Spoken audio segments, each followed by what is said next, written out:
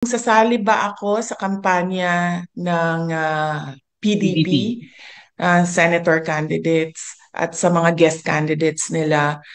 Palagay ko naman hindi na kailangan ako sumama sa kampanya nila dahil alam na ng taong bayan at alam na ng buong bansa na kailangan nila baguhin ang muka ng ating gobyerno at alam nila na kailangan nilang iboto 10 doon sa mga kandidato na yon.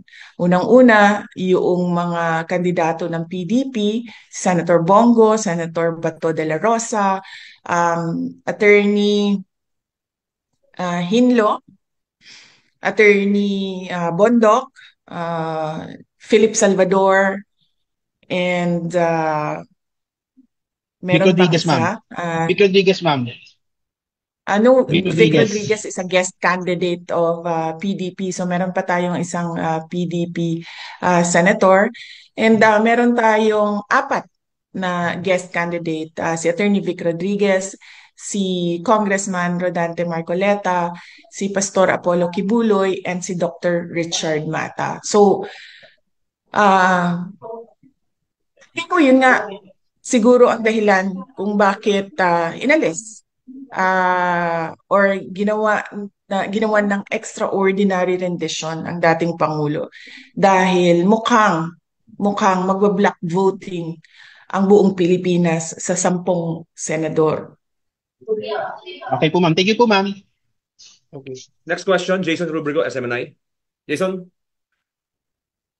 Hi ma'am, good afternoon po. Ma'am, dito po sa legal team po ni dating Pangulong Rodrigo Duterte, kamusta po yung pakikipag-usap natin doon sa listahan po ng mga abogado at kailan po natin inaasahan na magbubuo po ang legal team ni dating Pangulong Duterte? Oo. Mamayang gabi may darating na isang abogado, no? So, kailangan ko siya kausapin, kailangan ko siya i-interview para maidagdag siya sa legal team. Hindi ko sila papangalanan dahil gusto ko protektahan ang kanilang privacy dahil baka mabombard sila ng kung ano-ano no na mga tanong o mga tawag o mga lobbying ng mga iba't ibang grupo, iba't ibang tao. So hindi ko papangalanan yung ibang miyembro ng legal team. Papangalanan ko lang ang lead counsel natin ay si Nicholas Kaufman. Okay. Ma'am, kanina po sa Senate hearing, you've said na gusto mong sumagot yung Armed Forces of the Philippines kung bakit nila pinayagan na mangyari ito kay Pangulong Duterte. Sa tingin niyo po ba may pananagutan po ang AFP sa nangyari kay dating Pangulo? Sa tingin ko ba may pananagutan? Yes, of course. Sa tingin ko ba pananagutin sila? Base sa sagot ng Secretary of Department of National Defense ay mukhang wala. Hindi sila pananagutin, pero yes, sa tingin ko may pananagutan sila. Dahil ang military, ang protector of the states and national sovereignty. At dagdag pa doon, merong isang unit dyan sa loob ng Armed Forces of the Philippines, itong Presidential Security Command, o dating tawag natin ay Presidential Security Group, masikat sila sa pangalang PSG. Ang trabaho nila ay magprotekta ng mga dating Pangulo. Kung makikita nyo, ang mga security detail ng ating former President Estrada, former President Arroyo, ay mga miyembro at ni former President Duterte ay mga miyembro ng PSG dahil mandato nila na protektahan ang former heads of state because these are kumbaga icons ng ating bansa and they're very important individuals para sa isang bansa. Thank you, ma'am. Next, okay. Next question, Ms. Joanna Gialagon, Asahi Shimbun. Good afternoon, ma'am. Thank you for taking the time to speak with us. picking up from the previous question, in your statement at the Senate hearing, you called out the military for allowing a former president to be turned over to a foreign organization while inside a military base. And then you pose a question that what can be done to what can be done to bring FPRRD home without, what can the military do to right that wrong? So what do you think can the Philippine government do at this time to, to bring him home from The Hague?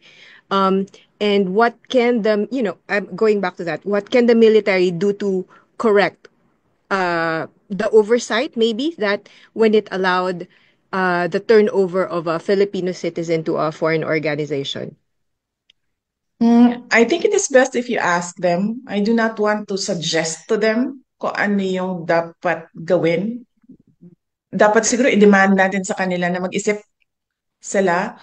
But clearly from the answers of Secretary of the Department of Justice kanina, I don't think they will make moves in taking back or bringing the former president home.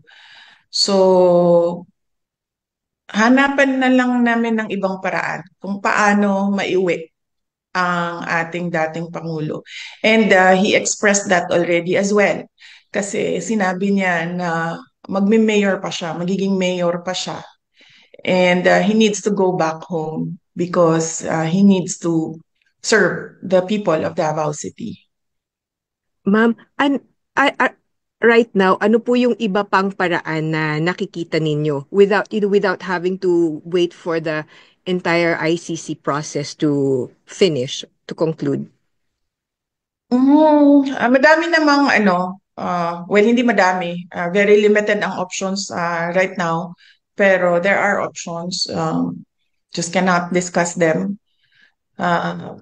Kasi, the Philippine government is working with the ICC in making sure that the president stays in detention. So, wag na lang natin pag-usapan kung ano yung mga pwedeng gawin. Pero, merong very limited ang options, pero meron. Ma'am, pwedeng isa pa, birthday lang po ni FPRRD later this month. Ano po ang plano natin para din sa kanyang birthday? Nag-aantay ako kung sino sa mga relatives namin ang darating. So hindi ko alam kung makakarating yung aking mga kapatid. Ang plano ko ay i-apply sila lahat ng permission to visit. Kung hindi man kami payagan na sabay-sabay kami, ibigay ko na sa kanilang tatlo yung oras nung araw na yon para makasama nila ang aming papa sa kanyang birthday. And ang pagkakaalam ko, merong mga grupo ng ating mga overseas Filipino workers at mga Filipinos living abroad na mag-celebrate ng birthday ni Pangulong Duterte. Hindi ko lang alam paano, saan at yung mga detalye, pero narinig ko na meron silang pinag-uusapan na ganun.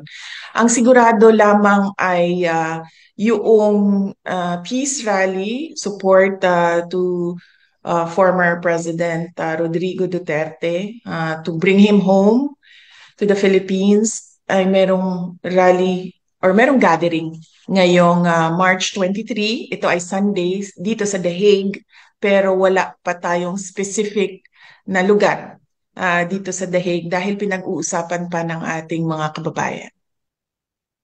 Salamat po. Okay, Thank you. Next question. A. Balagtasi, The New York Times. A. Hi, ma'am. Good afternoon. Ma'am, I just want to get your 2 cents, your reaction regarding the recent the Senate hearing. How do you find it? Because I think Senator Bongo earlier said it was too late, the hero. Well, actually, oo. Tayo, yung buong bansa natin, we already lost a former president. So, late na tayo. Kaya nga, sinabi ko kanina, kung Hindi ko lang maalala kung nasabi ko ba. Pero ways forward na lang tayo. Unang-una, sino ang mananagot? But we don't expect na merong papanagutin.